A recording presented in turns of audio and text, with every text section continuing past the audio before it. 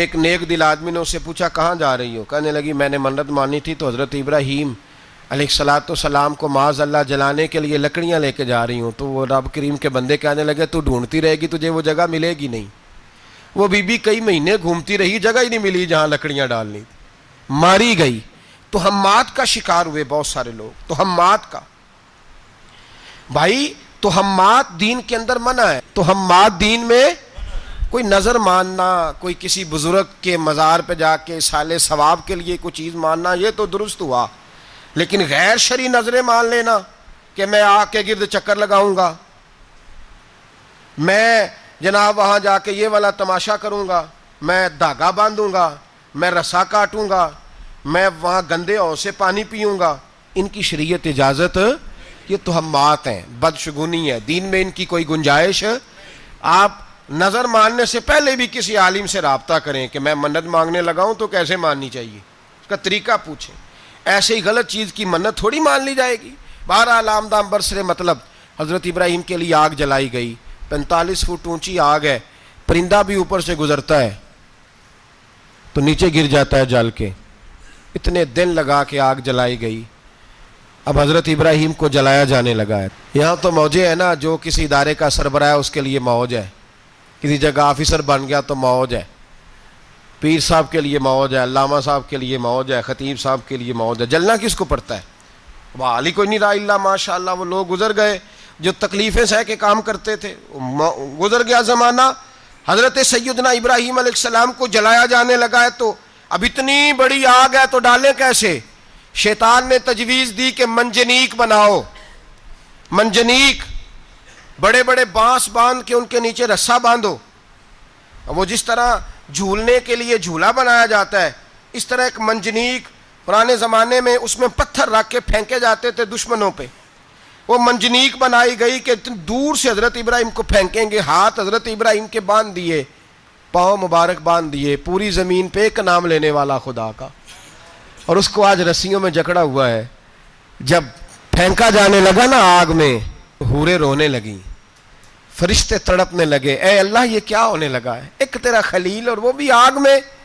فرمایا جاؤ جا کے اس سے کہو اگر تمہاری مدد لیتا ہے تو اسے بچاؤ. ہوا کا فرشتہ آیا, کہا ابراہیم اگر تو کہے.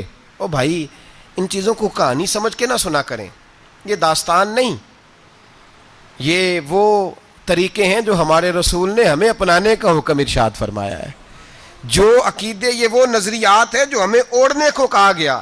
اپنے رب کریم کی رضا پہ راضی رہنے کے یہ وہ خوبصورت مواقع ہیں صوفیاء نے جن کو بنا کر سمجھا کر ہم تک پہنچایا ہے. یہ ہے اہل طریقت کی باتیں. وہ کہتے ہیں یار جس حال میں رکھے راضی رہنا ہے.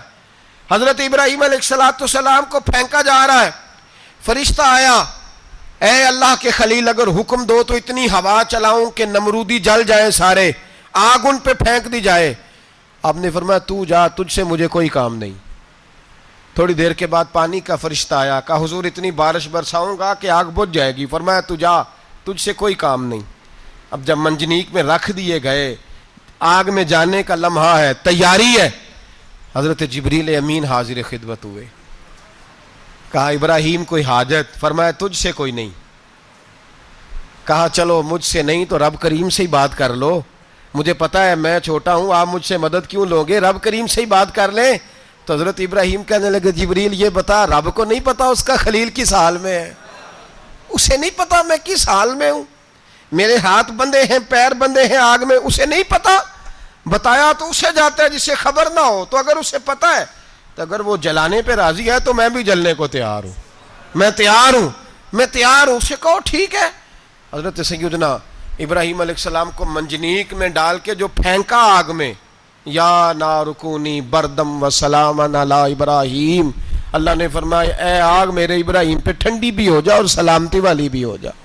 حضرت ابراہیم کو 2 فرشتوں نے بٹھا دیا زمین پہ. پھول کھلے ہیں, کونپلیں مہک رہی ہیں, کلیاں خوشبو دے رہی ہیں. حضرت ابراہیم نے سر سجدے میں رکھ دیا, سبحان اللہ والحمد للہ ولا الہ الا اللہ واللہ اکبر.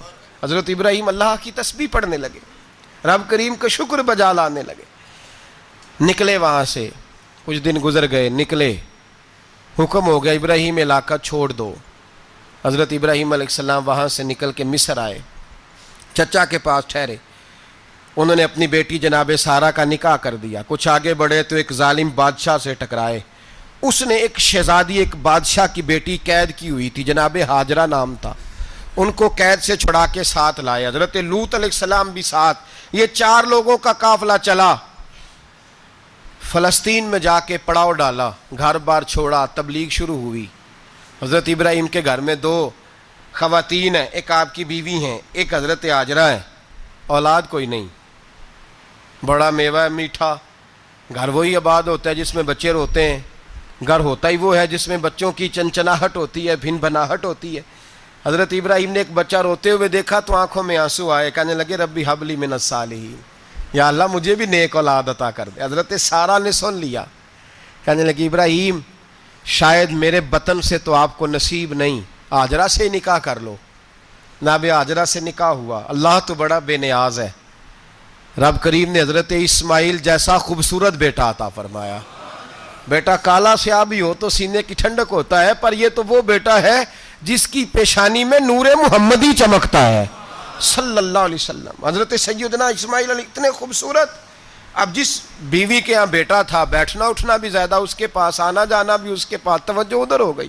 جناب سارہ رشک کرنے لگی، ایک دن کہنے لگی اسے چھوڑ آ جنگل میں، وادی غیر ذی زرع، مکے کے پاس۔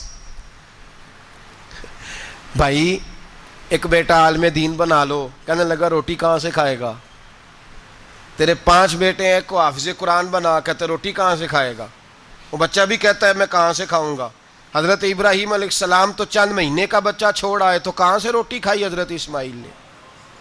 کہاں سے کھائی ان کی اماں نے روٹی؟ بھوکے مر جاتے ہیں یہ سارے۔ میں بڑی ذمہ داری سے کہا کرتا ہوں کہ جتنی خوبصورت روٹی اللہ کریم دین کے خادموں کو عطا کرتا ہے شاید کسی اور کے نصیب ہوتی ہو، لیکن ہم لوگ توجہ ہی نہیں کر رہے، ہمارا ذوق ہی نہیں بن رہا، ہم یہ محنت ہی نہیں کر رہے کہ قوم کو مستند علماء کی ضرورت ہے، علاقوں کے علاقے خالی ہیں، ادھر ہمارا مزاج ہی نہیں بن رہا، توجہ ہی نہیں دین کی خاطر۔ اور پھر چلے بچے تو بعد کی بات ہے نا، جو ابھی خود جوان ہے وہ بھی یہ دعا، ایک صاحب مجھے کہنے لگے میں دعا مانگ رہا ہوں اللہ مجھے بیٹا دے تو میں اسے دین پہ لگاؤں گا، تو میں نے کہا آپ بھی بوڑھے نہیں ہوئے، آپ خود ہی لگ جائیں، بیٹا تو ابھی آئے گا تو لگے گا نا، تو آپ تو اس وقت ہیں تو آپ تو پہلے لگے نا صاحب، 2 گھنٹے تو نکال کے آئیں، دین سیکھنے کو کافی ہے۔ آپ اتنی لمبی سوچ رہے ہیں کہ بچہ آئے گا تو بڑا ہوگا تو وہ جائے گا تو دیکھی جائے گی، ابھی تو آپ ہیں تو آپ تو آؤ۔ حضرت ابراہیم نے بچہ وہاں چھوڑا۔ یہاں سے جو عمرہ کرنے لوگ جاتے ہیں نا، جو حج کرنے جاتے ہیں، ان کو پتہ ہے کہ وہاں دنیا کی ہر نعمت ملتی ہے، پھر بھی ڈبل ٹرپل پیسے لوگ جیبوں میں ڈال کے جاتے ہیں۔